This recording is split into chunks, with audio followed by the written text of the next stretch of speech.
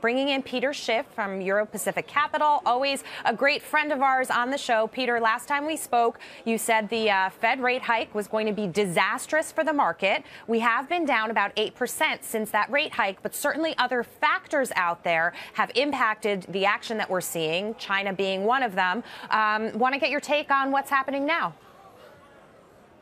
Well, I don't think what's happening in China is the reason for the market decline. I think the reason the market is going down is because the Fed pricked the bubble. The Fed raised rates. Now, you can claim that one of the reasons that the Chinese market is selling off is because of what the Fed did. All of these problems are emanating from the Fed, yet we're trying to rationalize it by trying to pretend that what's happening in the U.S. stock market has to do with factors beyond our control. And I think that is a way to rationalize what's happening so that people can continue with this narrative that everything is fine, that the Fed we have a legitimate recovery, that the Fed can continue to raise interest rates and everything is going to be great, when all we had was a bubble and all the problems that everybody believes were solved have actually been exacerbated during the 7 years of 0% interest rates and quantitative easing. And so now the Great Recession of 2008 is going to resume in earnest because the problems are bigger than ever. And I think the market can continue to be under some pressure until the Fed rescues it. You know, Bullard just threw it a bone this morning. That might be why we're having a rally today, by suggesting that oil prices being lower than he thought means that there won't be enough inflation. And so maybe the Fed should consider that when it hikes rates. I think this is meant to kind of placate the markets. You know, Bullard is the guy that saved the markets back in August of 08, last year, when he hinted QE4. Right. Peter, let me ask you this and go back to the first point that you made, that the bubble was pricked by the Fed here and that the Fed has an impact on what's happening in China. Break that out for me a little bit more so the viewers really understand why the Fed has an impact on the negative sentiment that we've seen there.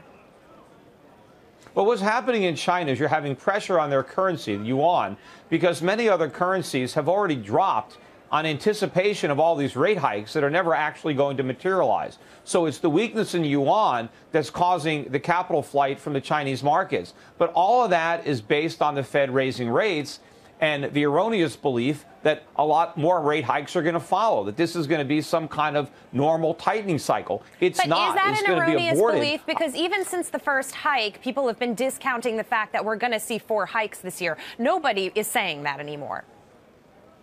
Well, the Fed is still saying that, but I don't think that it's going to happen. And meanwhile, look at where the economy is. I mean, we could already be in a recession. The fourth quarter is going to be extremely weak. It'll probably be below 1%. It might even be negative. We'll see for the fourth quarter of last year.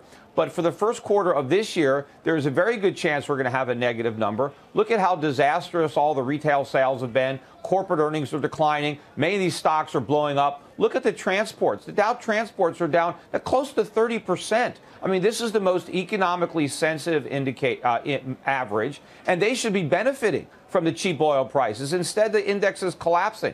People are whistling past the graveyard here. It's very reminiscent of after the NASDAQ bubble burst. Everybody said, oh, don't worry about that. It's confined. It's just one segment of the market. There's nothing to worry about. It's not going to affect the economy. They said the same thing in 2007, 2008, when the subprime bubble burst. Oh, don't worry about it. It's contained to subprime. It's just housing. It's not going to affect the economy. When people believe something that's false, they tend to hold on to those beliefs, and it takes a long time before they finally concede that what they were believing all along was not true. Peter, how far do you think we could go down? As I mentioned, we're down about 8% since that last rate hike. 10% is where we start to consider it a correction, a bear market. What do you see happening this year in terms of a percentage basis, how much we can drop? Well, you've already got, I think, more than 20% in the Russell 2000. And there are many individual stocks that are down a lot more than 20%. So you've got some of these stocks that kind of masking the weakness. But it all depends on the Fed's pain tolerance. Yeah. You know, the markets are going to drop until the Fed changes the game. So when is the Fed going to take away the rate hikes? When are they going to cut? When are they going to launch QE4? Because that's the only thing that's going to put a floor beneath the market, because the economy is going into recession. Corporate earnings are going to continue to fall. Why should the market not go up? The entire reason the market rallied was based on the Fed. I mean, they'll even admit this. They deliberately engineered a stock market rally to create a wealth effect. Well, that phony wealth caused the economy to do things that it shouldn't have done. People behaved in ways that they wouldn't have behaved had they not had all this phony wealth. Well, now that that phony wealth is disappearing, we have to basically correct all the damage. And so there's nothing really for the market to do to go down until the Fed comes back with more QE. Brian, quick question for Peter. Well, my question would be, Peter, we know that you love gold, obviously. But given all these circumstances that you're outlining here, where are you putting your money? Besides gold, where are you putting your money right now? Are you just standing on the sideline waiting for the Fed to do something, then you'll buy stocks? Or are you going into bonds right now? What are you doing with your money right now?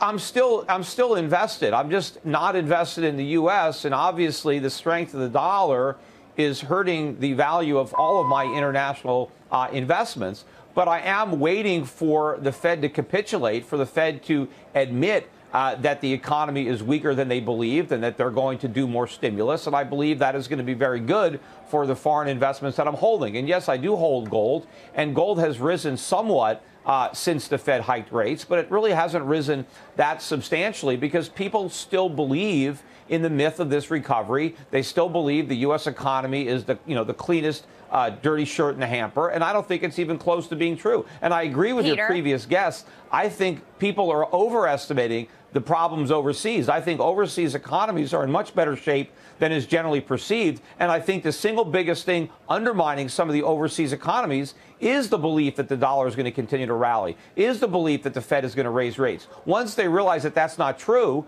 and the dollar starts to fall, that's going to take a lot of pressure off these global economies. That's going to provide a lot of relief for those markets. And I think there's a lot of opportunities for profits once the story reverses.